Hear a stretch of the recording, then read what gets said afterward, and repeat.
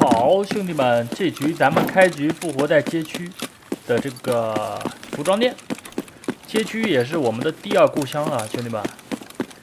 这个位置非常好，非常适合我们这种没玩过这个新街区地图的人啊。这个地方的话，我就能找到这个大致的位置了。我们直接就是去这个 4S 店，去铁皮房那一块。据说这个版本那一块地方非常肥，兄弟们。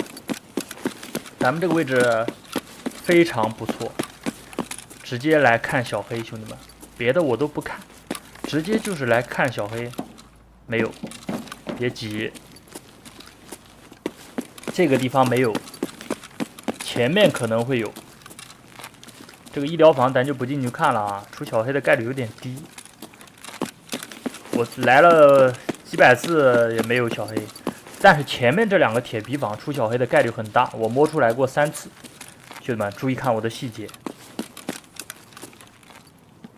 好，没有小黑，但是没关系，这个盒子里面也会出小黑，兄弟们注意看，凡士林4万块，